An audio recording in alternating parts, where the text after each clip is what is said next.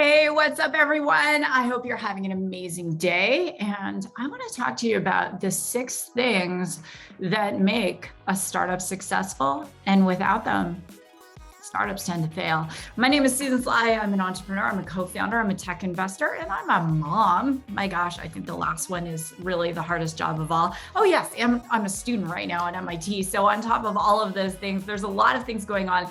This channel is dedicated to people just like you who want raw and real entrepreneurship. They don't want fluff. They don't want nonsense. They just want to know what they need to do to start, grow, and scale a successful business. I want to get right into it. So I have a brand new incubator for women. And so the vision is that I'm going to help 1,000 women start a tech business. And some of these women aren't even from tech backgrounds. Oh my gosh. And it's so exciting. So I'm seeing a lot of pitches these days. I'm seeing a lot of, people just, with an idea, they don't even know how it's going to become a tech company. And so I've also invested in companies, and I've also said that company is not likely to make it. And just so you know, in the tech world, less than 10% of tech startups fail. So I want to disclaim that, even though I'm an investor, unless you are totally financially abundant, you shouldn't be investing in startups unless you know what you're doing. And I would also say that, without these following 6 things, that startup is going to struggle. It might even fail. So let me jump in and share with you the 6 things. So maybe you're a founder, maybe you're looking at different startups. Maybe you're kind of thinking, should I do a startup? Should I not do a startup? Or maybe you're a part of my FemBoss incubator. I don't know, whatever it is that brought you here, let's jump to it. Just grab a pen, grab a paper, write in your phone. It doesn't matter. Let's go.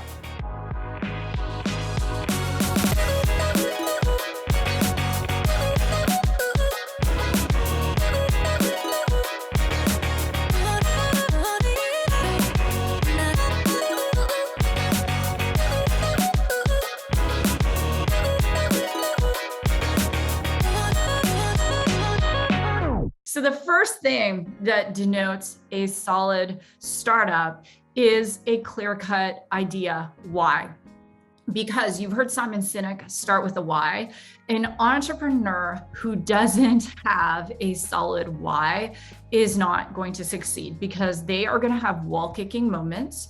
They are going to have times when they want to quit. If not, they're not going for it hard enough. Like if it's easy and they're not they're not being challenged, it means they're not really pushing themselves to the next level.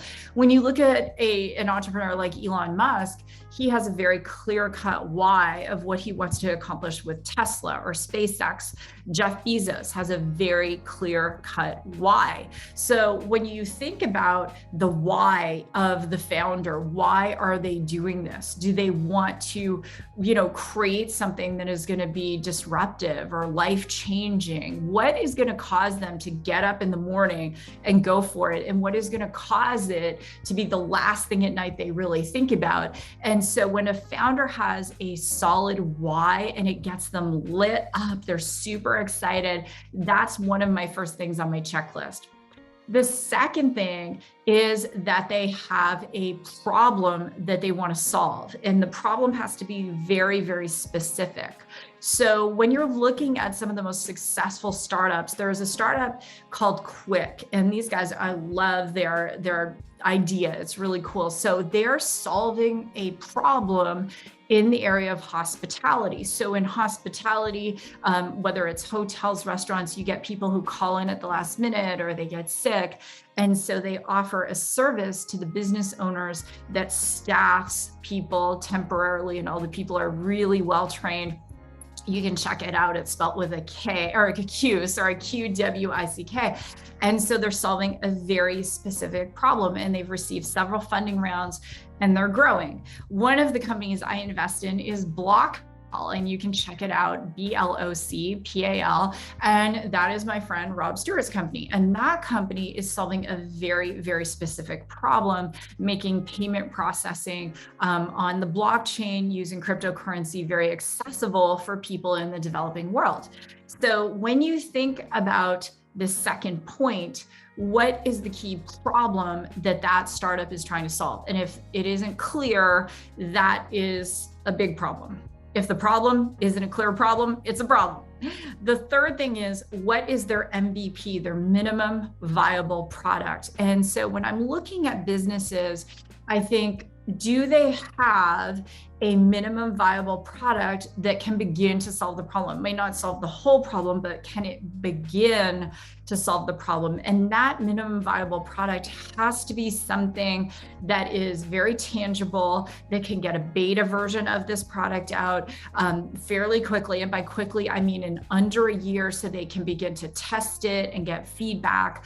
And a lot of startups don't have a clear MVP. And when a startup doesn't have a clear MVP, that is also a big problem. So I have a friend who I'm advising who has a nutritional product. And the MVP is one thing that solves one problem. And it's not, I love technology, of course, but this one is not in technology. But again, he's got the makings for a great company because he's solving one problem with one thing, which is fabulous. The fourth thing is that the founder has to have a solid background. And so does that founder have a proven success record? So have they started and scaled and sold a company? I have a friend, William, I interviewed him on Real Entrepreneurship. He sold his company for $300 million. He's got a proven track record. Or have they taken an idea to inception, maybe with another company? Maybe they worked for Google or Facebook or Microsoft or whatever it is, and they were able to work on a product team there. And that is another, good check mark for them.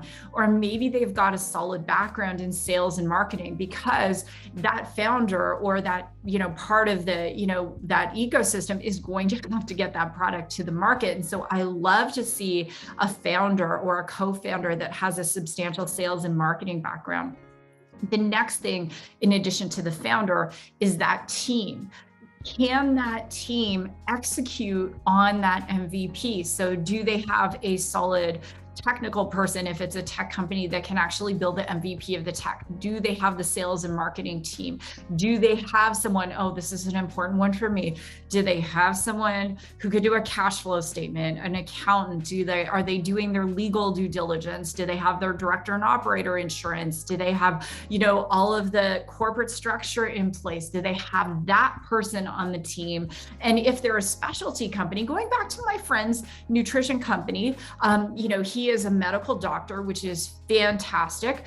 So, do they have people who have some credibility or some credentials, who are advisors or early employees of that company, that are going to help the companies to succeed?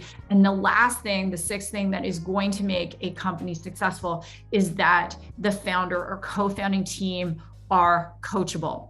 When you have a group of type A people, they often fight. And one of my great friends and mentors, his name is Jim, he said, you're either growing together or you're growing apart. And if the founding team is not growing together, they're not doing the work.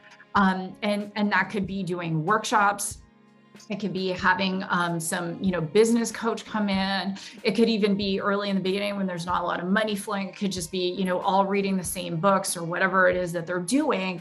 But are they coachable? Are they open to advice? Are they open to bringing in people that have a proven track record to take board seats? Often there's a lot of ego at play when you're talking about a startup. And the biggest thing that I love that Wayne Dyer said, the late Wayne Dyer, if you don't know who he was just a miraculous soul. And he was a friend of mine. And I remember him saying that ego stands for edging God out. So when you have your ego and you're, not willing to listen, and you've got your blinders on, that's not good either, because that means that oftentimes the ego is bigger than the bank account, and that company is going to crash and fail. If you look at some of the big companies that have failed and movies have been made about them, chances are that when you look at these 6 things that I'm talking about, that team was lacking at least one, if not 2 of them. And that's why the company imploded. So with that, I want to hear from you. Drop a comment below, share this video, tag me. Most importantly, if you have a topic you want to hear about in entrepreneurship, go to susansly.com, go there right now.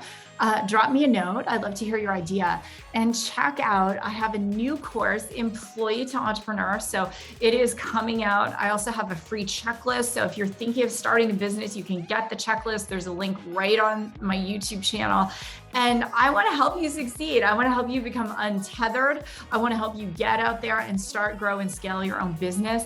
And, I want you to, most importantly, create your own version of freedom, because being an entrepreneur is absolutely awesome. And it really does change lives, especially yours. So with that, God bless, go rock your day. And I will see you in the next video.